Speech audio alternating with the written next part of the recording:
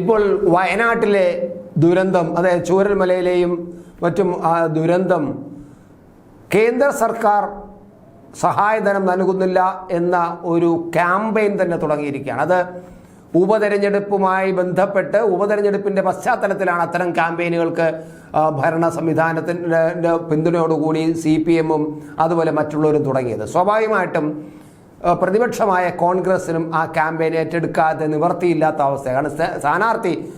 അവരുടെ സ്ഥാനാർത്ഥി വിജയിക്കേണ്ടതുണ്ട്. കാരണം കേന്ദ്രം ഈ കേരളത്തിനെ അവഗണിക്കുന്നു എന്ന് അവർക്കും പറയേണ്ടതുണ്ട്. അപ്പോൾ CPM കൊണ്ടുവന്ന ക്യാമ്പയിനെ ഏറ്റുപിടിക്കേണ്ട അവസ്ഥയിലാണ് കോൺഗ്രസ് പ്രതിപക്ഷവും ഉള്ളത്. ആ അവസ്ഥയിൽ പക്ഷേ യാഥാർത്ഥത്തിൽ ഈ കേന്ദ്രം ആവശ്യത്തിലുള്ള സാമ്പത്തിക സഹായം നൽകുന്നില്ല എന്നതിൻ്റെ ഈ പരാതിയിൽ കുറച്ചൊക്കെ കഴമ്പുണ്ട് എന്ന് നമ്മൾ പറയുമ്പോഴും ഒരുപക്ഷെ ഞങ്ങൾക്കും തോന്നുന്നുണ്ട്. കാരണം ഈ കേന്ദ്രം എന്തുകൊണ്ടാണ് പ്രധാനമന്ത്രി ഇവിടെ വന്ന് നേരിട്ട് കണ്ടിട്ട് എല്ലാവരെയും കണ്ട് കാര്യങ്ങളെല്ലാം ബോധ്യപ്പെട്ടിട്ടും എന്തുകൊണ്ടാണ് ഈ സാമ്പത്തിക സഹായം നൽകാതെ മടിച്ചു നിൽക്കുന്നത് എന്ന സംശയം ഞങ്ങൾക്കുമുണ്ട്. പക്ഷേ അങ്ങനെ ആ സംശയം ഞങ്ങൾ പറയുമ്പോഴും ചില യാഥാർത്ഥ്യങ്ങൾ കൂടി നമുക്ക് കാണേണ്ടതുണ്ട്.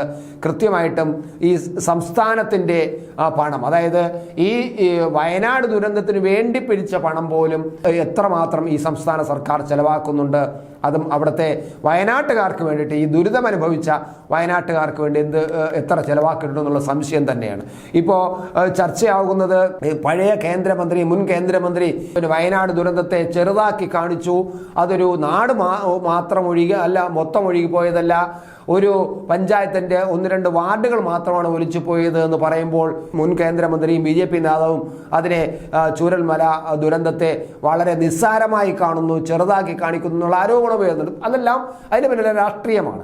പക്ഷേ ഇതൊക്കെ ശരി തന്നെയാണെങ്കിൽ പോലും ഇത് നമ്മൾ കാണേണ്ടത് ഈ മലയാളികൾ മനസ്സറിഞ്ഞു നൽകിയ തുകയുണ്ടല്ലോ, ദുരിതാശ്വാസ പ്രവർത്തകർക്കും ബാധിതർക്ക് നൽകാതെ പിണറായി സർക്കാർ വച്ചിരിക്കുന്നു എന്നതാണ് കാണുന്നത്. ആ തുക എന്ത് ചെയ്യുന്നു? വയനാട് ദുരന്തത്തിൻ്റെ പശ്ചാത്തലത്തിൽ മാത്രം 663 കോടി രൂപയാണ് അക്കൗണ്ടിലേക്ക് എത്തിയത് ഇതുവരെ, അതായത് കുറച്ചു കാലം മുമ്പ് വരെ. ഇപ്പോഴും CMDRF-ലേക്ക് ഈ പൈസ വന്നുകൊണ്ടിരിക്കുകയാണ്. ഇപ്പോൾ വയനാട് ദുരന്തത്തിന് മാത്രമായിട്ട് 663 കോടി രൂപ ഇതുവരെ ലഭിച്ചിട്ടുണ്ട്, ഇപ്പോഴും വന്നുകൊണ്ടിരിക്കുന്നു. എന്നാൽ ഇതിൽ നിന്നും തുച്ഛമായ തുക മാത്രമാണ് സർക്കാർ ഇതുവരെ ചെലവഴിച്ചത്. 3 മാസം കഴിഞ്ഞിട്ടും ദുരിതബാധിതർക്ക് വീട് വയ്ക്കാനുള്ള സ്ഥലം കണ്ടെത്താൻ പോലും സർക്കാരിന് ഇതുവരെ സാധിച്ചിട്ടില്ല. എന്നിട്ടാണ് വടക്കേക്ക് നോക്കി കുറ്റം പറയുന്നത് എന്നത് നമ്മൾ കാണണം. കുറ്റം പറയുന്നതിന് തെറ്റില്ല, കാരണം കേരളത്തിന് അർഹമായത് കേന്ദ്രം കൊടുക്കേണ്ടത് തന്നെയാണ്. പക്ഷേ നമ്മൾ ചെയ്യേണ്ട ജോലികൾ നമ്മൾ ചെയ്യാതെ മറ്റുള്ളവരെ നോക്കി കുറ്റം പറഞ്ഞുകൊണ്ടിരുന്നാൽ, നമ്മൾ നമ്മുടെ കാര്യങ്ങൾ ചെയ്യുമ്പോൾ മുഖ്യമന്ത്രി പറഞ്ഞല്ലോ കേന്ദ്രം തന്നില്ലെങ്കിൽ ഞങ്ങൾക്കറിയാം എല്ലാം ചെയ്യാൻ എന്ന് പറഞ്ഞല്ലോ, അത് ഒരു ആണത്തമായി എടുത്തുകൊണ്ട് അത്തരത്തിൽ കാര്യങ്ങൾ ചെയ്ത് മുന്നോട്ട് പോകൂ.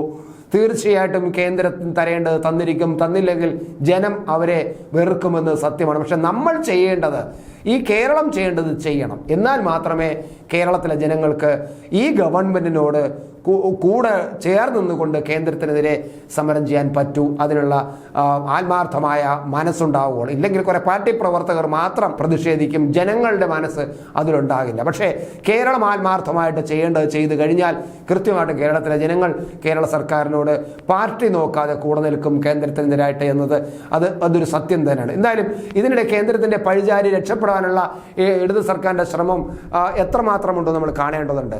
906.35 കോടി രൂപയാണ് CMDRF-ന്റെ അക്കൗണ്ടിൽ നിലവിലെ ബാലൻസ് എന്നതാണ് കാണുന്നത്. വയനാട് ദുരന്തത്തിന് ശേഷം 663 കോടി രൂപയും അക്കൗണ്ടിലേക്ക് എത്തിയിട്ടുണ്ട്.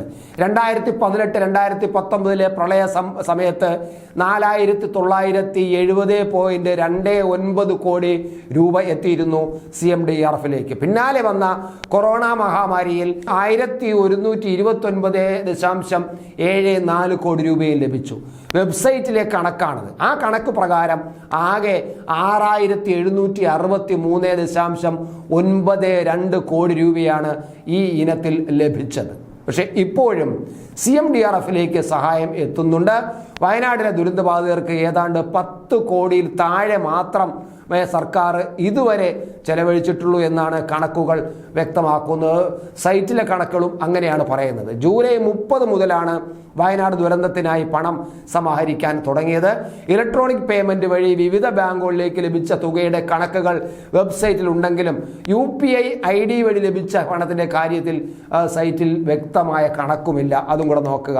അപ്പം UPI വഴിയൊക്കെ ലഭിച്ച കണക്കുകൾ എവിടെയാണെന്നുള്ളത് ഇപ്പോഴും വ്യക്തമല്ല. എന്തായാലും CMDRFിനെതിരായിട്ട് ഞങ്ങൾ സംസാരിക്കുന്നതിൽ അങ്ങനെ CMDRFിനെതിരെ സംസാരിച്ചാൽ കേസെടുക്കും എന്ന ഭീഷണി നിലവിലുള്ളത് കൊണ്ട് അങ്ങനെ പറയാതെ പോകുന്നതല്ല. പക്ഷേ യാഥാർത്ഥ്യങ്ങൾ ഞങ്ങൾക്ക് പറയാതിരിക്കാനും കഴിയുന്നില്ല. ഈ ദുരന്ത ബാധിതർക്ക് വേണ്ടി നമ്മൾ ഉണ്ടാക്കിയ ഈ പൈസ ഒരു 3 മാസം കഴിഞ്ഞിട്ട് പോലും അവർക്ക് വേണ്ട സ്ഥലം കണ്ടെത്താൻ പോലും കഴിയാതെ നിൽക്കുന്ന ഒരു ഗവൺമെൻറ് ഊർജിതമായിട്ട് പ്രവർത്തിക്കുന്നു പറഞ്ഞാൽ എന്താണ് നമ്മൾക്ക് അതിൽ നിന്ന് അർത്ഥമാക്കേണ്ടത്? ഗവൺമെൻറ് സംവിധാനങ്ങളും ഊർജിതമായി പ്രവർത്തിപ്പിക്കാനുള്ള ഒരു ശക്തി, ഒരു കഴിവ്, ആ ഒരു കോർഡിനേഷൻ ശക്തി ഈ ഗവൺമെൻറ് ഇല്ല എന്നത് യാഥാർത്ഥ്യം തന്നെയാണ്. അല്ലെങ്കിൽ 3 മാസമായിട്ടും സ്ഥലം കണ്ടെത്താൻ പോലും കഴിയാതെ ഇങ്ങനെ അന്താളിച്ച് നിൽക്കുമോ? കേന്ദ്രത്തിലേക്ക് നോക്കി കുറ്റം പറയുന്നതിൽ തെറ്റില്ല, പക്ഷെ പറയുന്നതോടൊപ്പം സ്വന്തം ജോലി ചെയ്തിട്ടുണ്ടോ എന്ന ഉത്തരവാദിത്തോട് ജനങ്ങളോട് പറയാൻ ഉത്തരവാദപ്പെട്ടവരാണ് കേരള സർക്കാർ.